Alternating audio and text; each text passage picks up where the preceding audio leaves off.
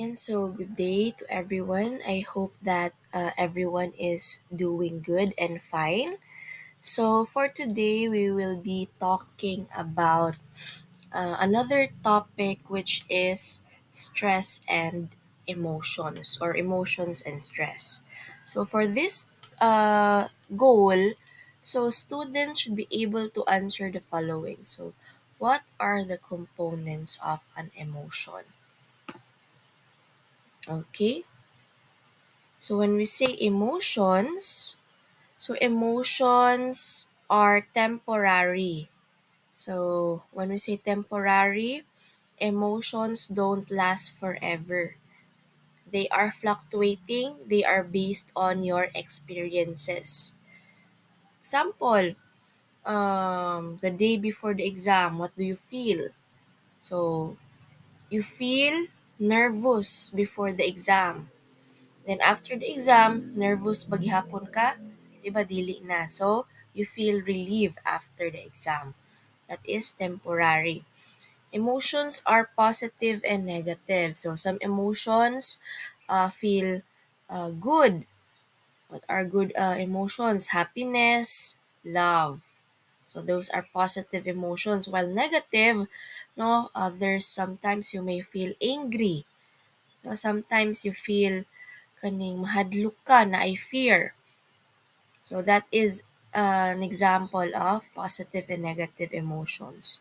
And also emotions are the result of physiological reactions. So these are triggered by bodily responses like our heart rate, no, mag-increase atong heart rate. That's reactions ato ang body.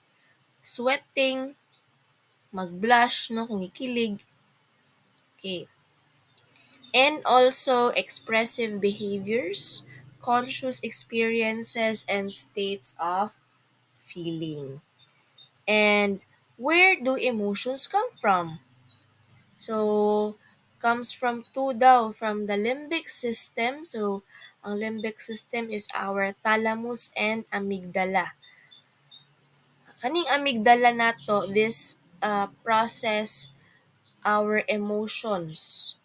No, as I mentioned in our previous lesson, women are emotional in nature because kung makita nato sa scan, no, sa kaning pep scan ba to, pet scan, kay ang naay difference sa amygdala sa lalaki and sa babae, no? So mas I think mas dako ang amygdala sa babae, which is that's why that causes that women are more emotional than men, no? And ang kaning amygdala, this processes emotions like fear and aggression. Ang kaning thalamus naman relays sensory information to the different brain regions. And the other one is the cerebral cortex. So, ayan, the left hemisphere is associated with our positive emotions. And whereas the right hemisphere is linked to the negative emotions such as fear.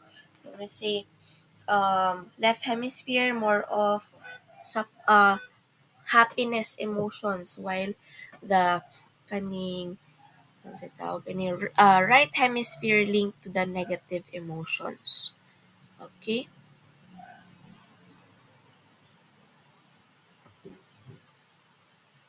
Now, emotions no are complex experiences that involves these three key elements. So, the first one we have here the physical arousal. Okay? When we say physical arousal, it refers to the body. So, the physiological changes.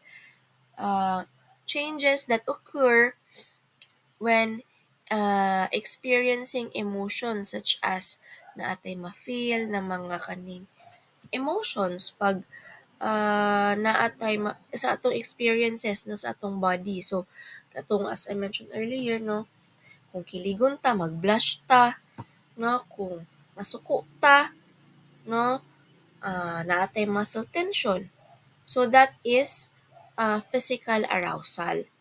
So next is behavior that reveals emotion. So kani siya, behavioral expression is the outward display of emotions through our physical expressions. So also it also includes not only our expression but also our body language, atong tono, the way we talk to other people, which allows us to communicate our feelings to others. 'Di ba sometimes moingon ta, nasuko ka? Wala ko nasuko, 'di ba? Dili siya it's contradicting your tone and your kaning ginaingon nimo na nasuko ka sa ako ah. Wala ko nasuko, 'di ba? So meaning you will kaning analyze the tone, no? Sa behavior and that reveals the emotion of the person you're dealing with. And lastly is the inner awareness of feelings. So this involves the cognitive process of recognizing and interpreting emotions. So, kailangan nimo interpret and analyze ang emotion sa tao. So now, imagine no this theory. So I will be introducing another theory. So imagine that you are walking or driving, no, as you can see sa kaning image sa kaning mga gagmay na image sa atong screen. So suddenly a car na naay counterflow na car sa imuha. So seeing that there is an incoming car sa imuhang lane, so what will happen? Nanay arousal. So imuhang heart is mag-increase. Pounding heart, di ba? And then your muscle mag-tense. And imong breath kay mag-paspas imong breath. No, ginakatch ni imong breath. Kay syempre, kinsa ko'y dili mo kulbaan, no? Nag-counterflow na siya and then musugat na siya sa imong lane. Then, a split second later, you recognize that what you are feeling is fear. So that is according to the James Lange theory that according to him, this sequence isn't a coincidence. Now, it's the way emotions work. No, according kay James Lange, no, that emotions don't cause physical reactions. Rather, the physical reactions come first and emotions follow as a result. So mauna di ay ang physical reactions, then you will recognize na mo daw ni ay nahadlok ko. So that is according to his theory. So in other words, you don't tremble because you're afraid. Now you feel afraid because you're trembling. Okay? So, this idea challenges the belief that emotions directly trigger bodily responses. Instead, it argues that our body's automatic reactions to stimuli are what generate emotional experiences. Okay?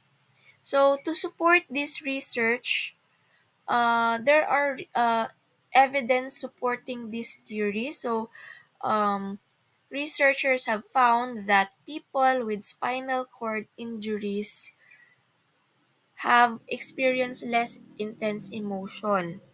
No? Because, di ba, if you're familiar sa mga kaning patients no na ay spinal cord injuries, they will feel numb. So when you feel numb, meaning maapektuhan pud na imuhang emotion, meaning numb pud imuhang emotion. No, that was based on research.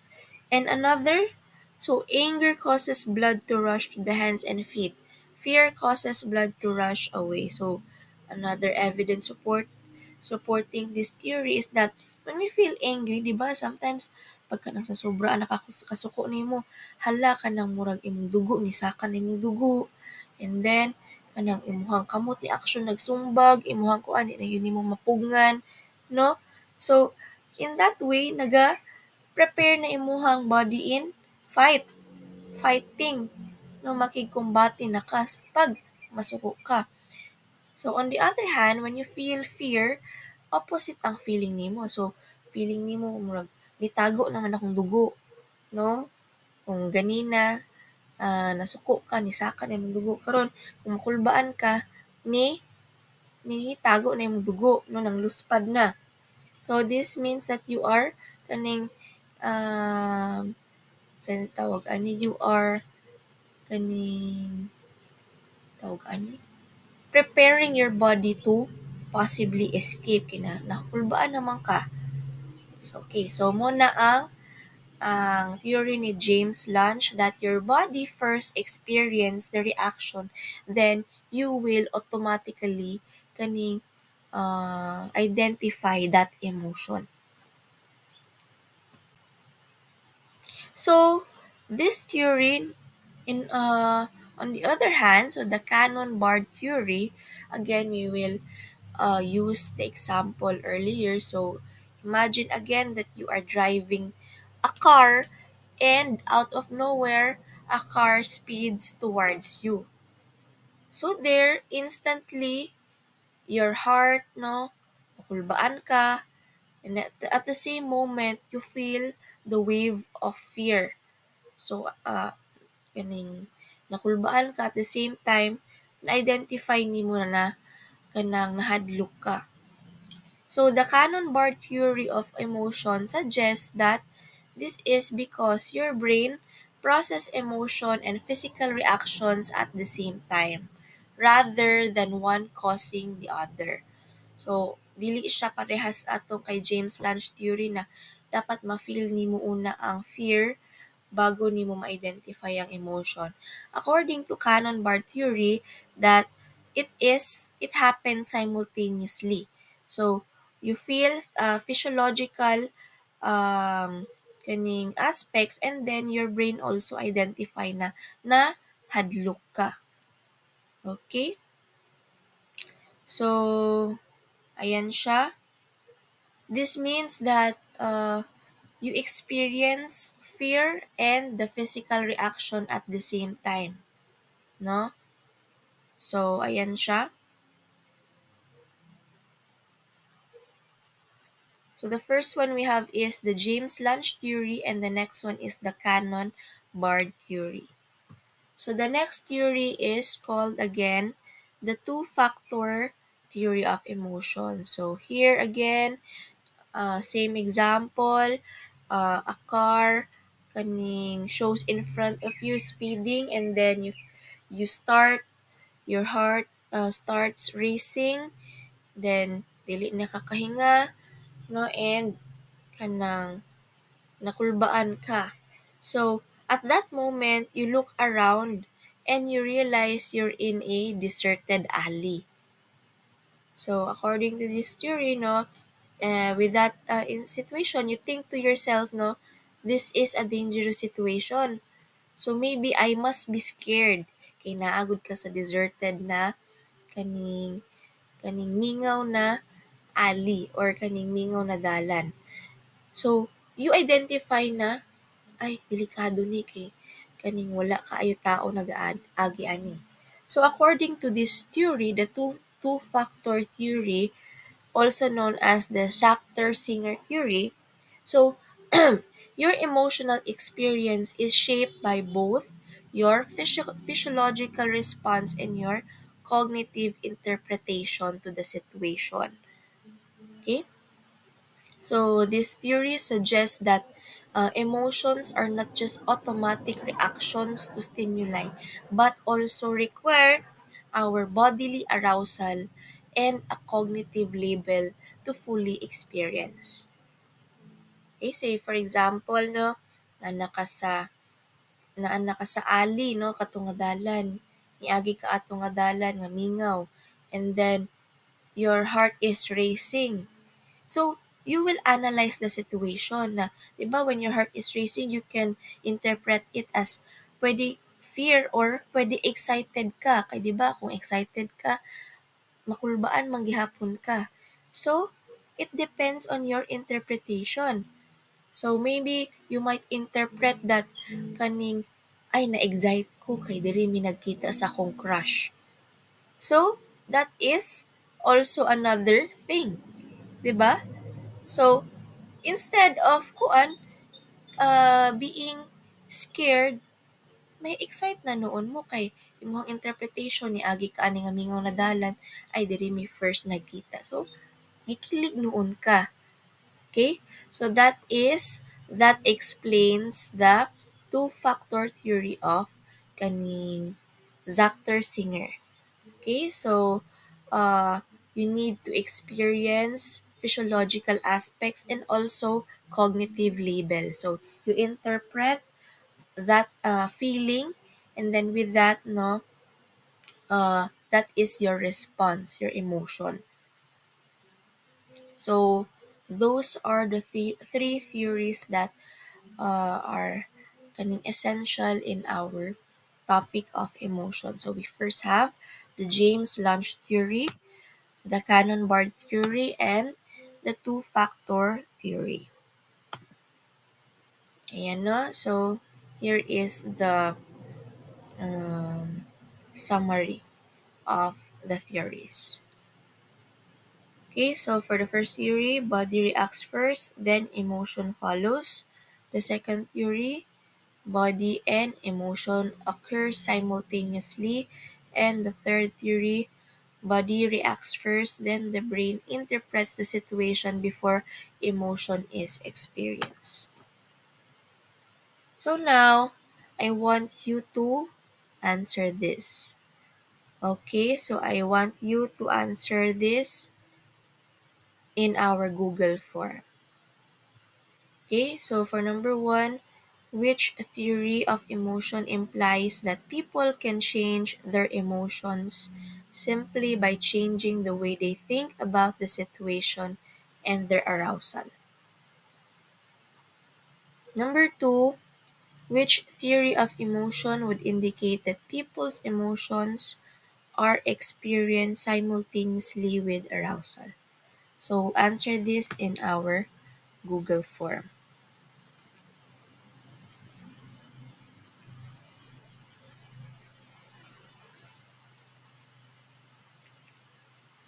Okay?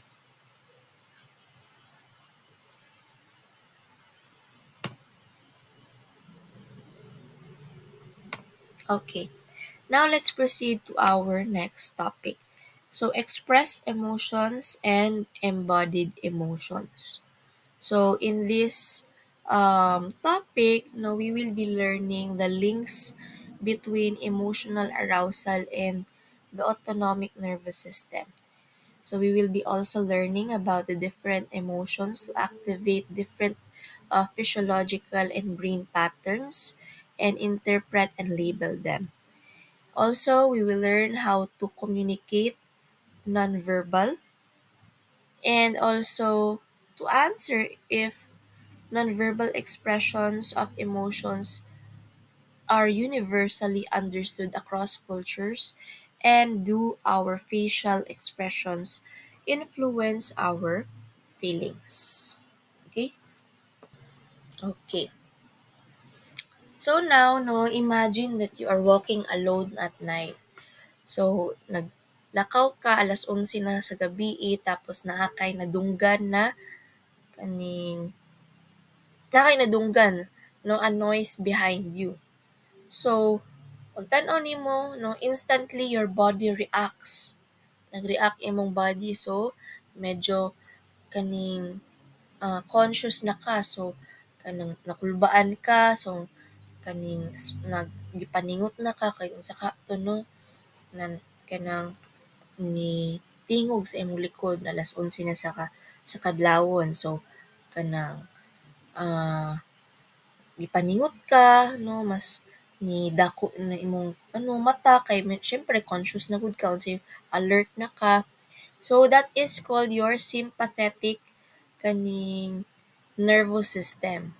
So kani siya, this is your fight or flight. So ato ang epinephrine. So atong sympathetic nervous system is also known as epinephrine. So mo ni siya ato ang fight or flight response. So when we say fight or flight, imuha bang kanang lalaban ba or mudagan ka? No? Whereas Ang norepinephrine is giving you the energy and alertness needed to confront the danger to run away. Again, no? So, you imagine, no, na naglakaw ka pagkagabi alas 11 and then, na-realize ni mo na iring na ito na ni Agis sa imong likod, no? So, instead of feeling anxious or kaning nagpaningot ka, then your body starts to calm down. So, your breathing, nibaba na, your heartbeat returns to normal and your muscles relax. So, this is called your parasympathetic nervous system. So, this helps your body recover from the stress and return to a balanced state.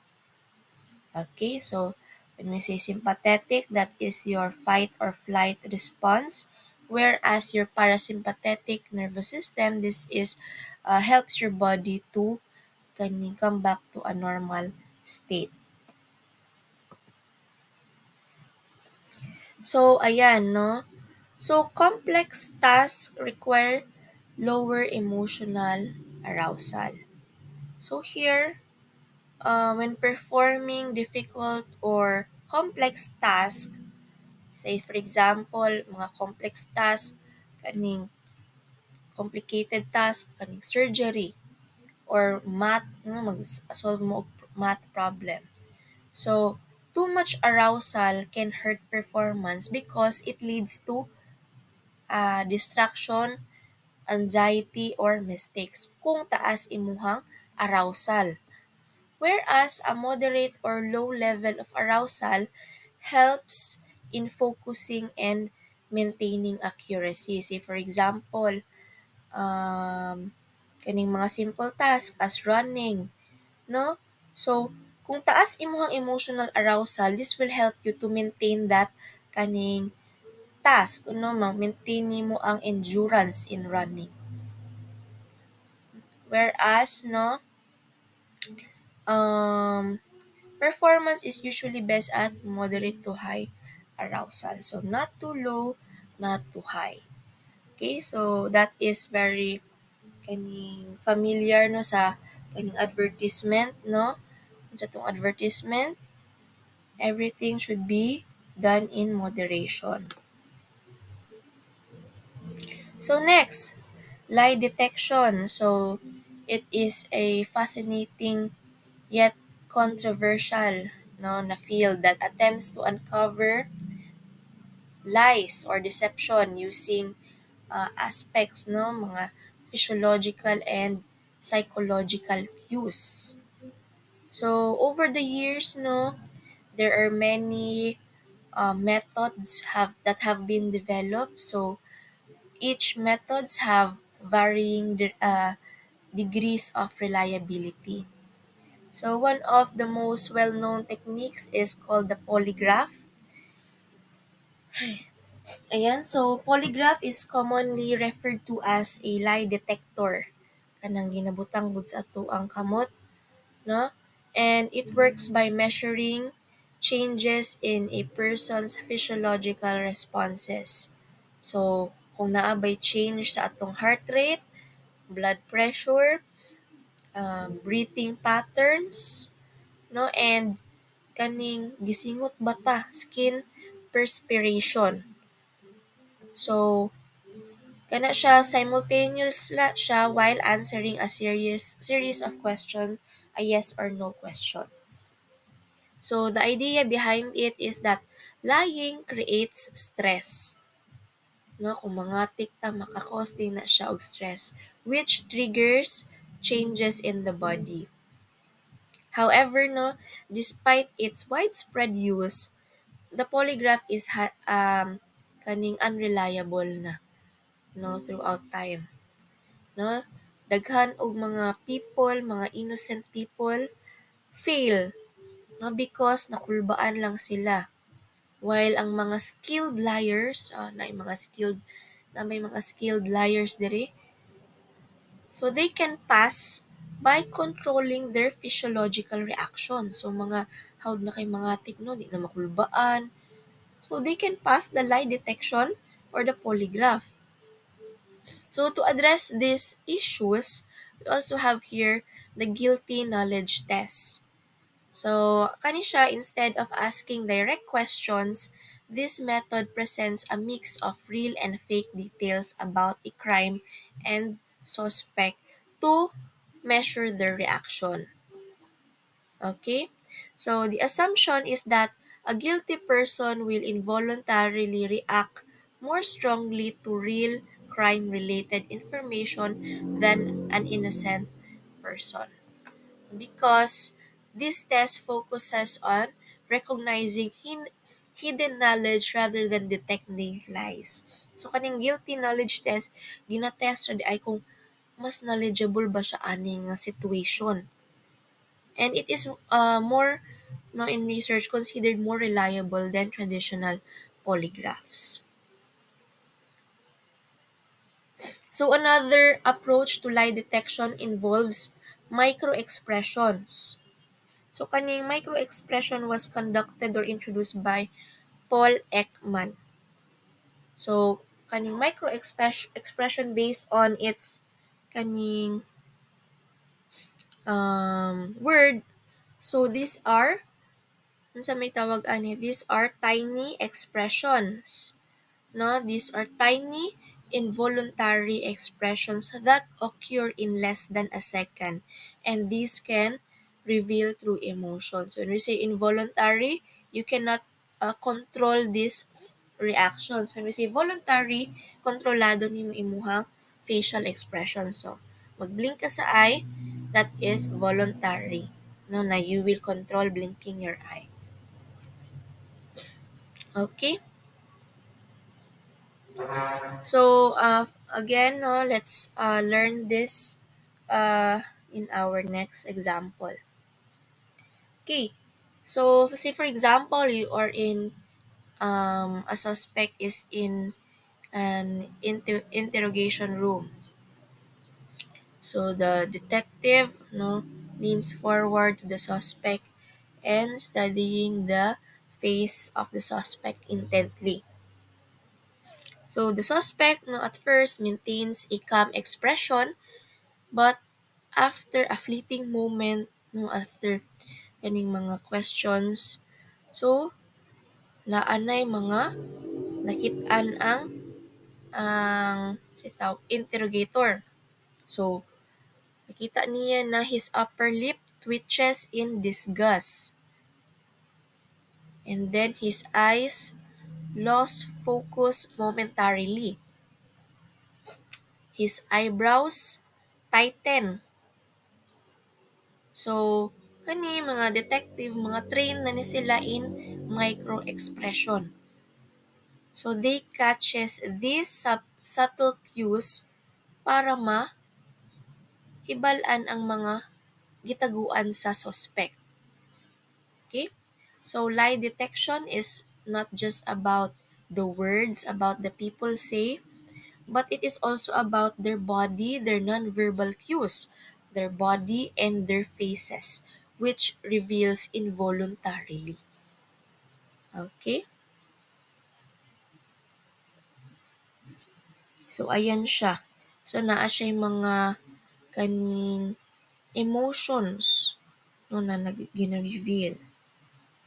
So, each emotions also leaves a unique fingerprint on the face. So, kung naay disgust, so wrinkle, imuhang nose, and imuhang eye, imong lip naga-raise. Contempt, naga-smirk. Kaya smirk, no? Kanang imuhang isa ka mouth naga-lift, that is smirk. Sadness, no? Makita man yun na nimo, di ba? Moingon ta, mahibalaan nimo kung sad ang person dili sa ilang ngisi. No? You will identify if a person is sad not through their emotions, not through their smile, but through their eyes. Why? Because according to this micro emotions na sadness causes eyelids to droop in the corners of the mouth to turn downward. Okay? Fear. So ang fear, Sometimes maato ang mahibal-an kung nakulbaan ka kay mo dako atong mata, preparing for danger, no? Then anger, no, nasuko ka, nanay usahay na murag tan-aw sa tingin pa lang, 'di ba? Sa nay mga uyab diri, makuha ka sa tingin, no? Angry pa lang, mata pa lang gani, no? Kabalon na ka na, nasuko na imuhang uyab. So surprise flashes. So surprise, no? Kung ma-shock ka, ah, naay magtaas imong eyebrows, no? Magtaas imong eyebrows and then mag-widen imong eyes. Then usahay mo-open imong mouth slightly, no, for a second. So kani siya nga mga micro no mga emotions kaning no matter how much the suspect tries to hide, pero ang kaning interrogator or ang kaning detector will analyze them and madakpan gihapon siya, no, by analyzing this micro expression. So here the polygraph, no, um kaning suggest that um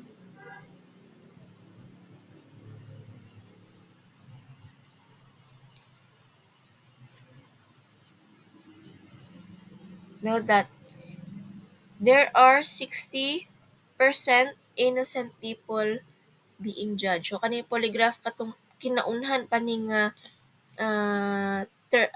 ginagamit, no, which is commonly known as kaning lie detector. So 60%, no, however ang effectiveness niya kaning dili pa kaayo siya kaning it's still on debate, no, ang effectiveness. So 60% of the people are identified, but that means that troubling term. So dili kaayo siya kaning reliable, no, throughout time.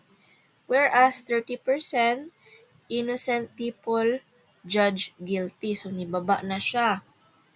And then guilty people judge guilty. So 80. And guilty people judge innocent. So na ay 20%.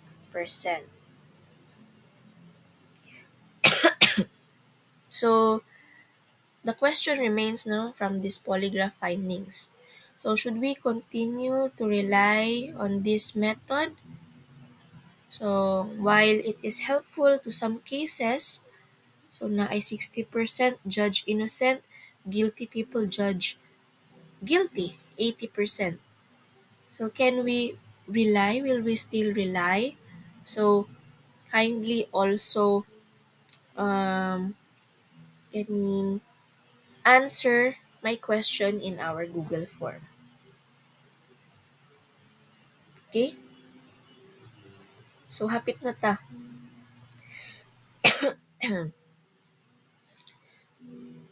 Okay. So now we will move on to other theories that explain emotion. So again, imagine a man crossing a long kaning building, a long bridge, no? Ang bridge, ang sa baba sa bridge is a river, no? Kanang mga hanging bridge, no? Kanang habog kay na bridge niya maglihok-lihok, no, ang bridge kay hangin gani, no. And then what will you feel? So kulbaan ka, no, sington imong kamot, and then your adrenaline is activated, your fight or flight response. So as no the person reaches to the other side, so he is greeted by a woman conducting a survey. So she asked him a few questions and give her phone number in case he has follow-up questions later. So later, many of the men who crossed the high bridge called her, believing that they felt an attraction to her. But Did they, or was it just the rush of excitement from the bridge that made their emotions spill over the attraction? So, di ba, while crossing the bridge, you feel an adrenaline, nakulbaan ka, na-excite ka, and then, naay babae, pagtabok nimo naay babae, nangayog number sa imuha. Naay nangayog. And then, with that, no, na-misinterpret siguro nimo, ay, naibog siguro ko ani nga babae. Ana. Because, naibog ba jud ka or was it just the adrenaline na nitabok? Okay, so this is the essence of the spillover effect. So when emotions from one event unconsciously influence how we react in another situation. So si Zachter and Singer propose that our emotions are not just instinctive reactions, but they are shaped by both physiological and um, kaning physiological and cognitive arousal. Sa ganitong kay kaning Zachter and Singer, if you can remember. So, our emotions and how we interpret the situation, 'di ba? So in that case, no, the men on the bridge, so they mistook their nervous excitement for romantic interest. Okay? So that is the spillover effect. Okay, so the spillover effect reminds us that sometimes our emotions are not as straightforward as they seem.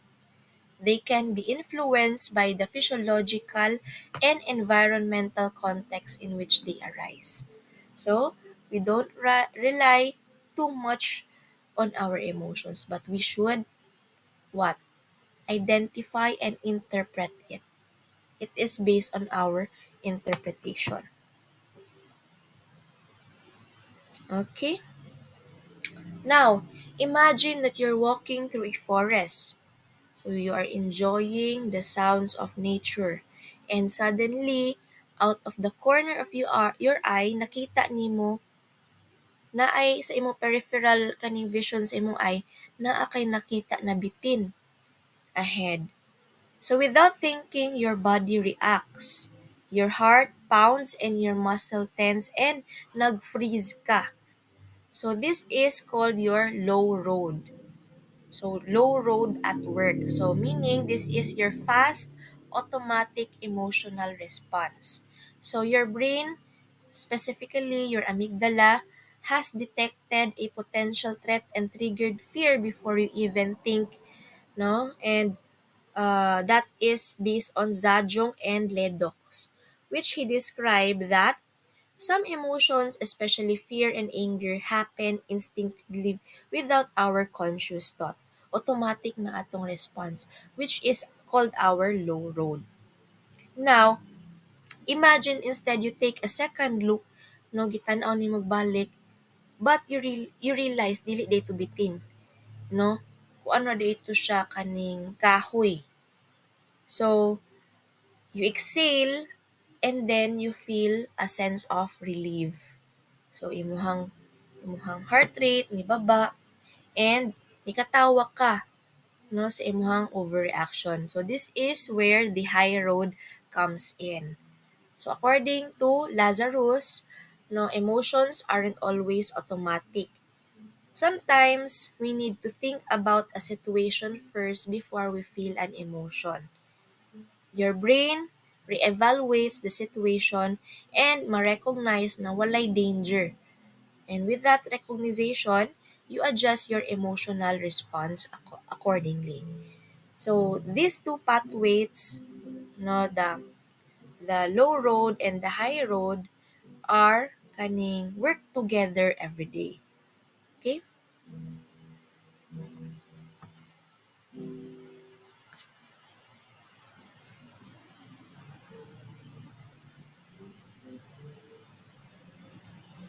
Okay. Wait lang ha. So maybe we will stop here in the nonverbal communication. So I want you to answer the Google form, and then that will serve as your attendance for today. Okay, so we will continue our topic here in the nonverbal communication. So that would be all. Thank you, everyone.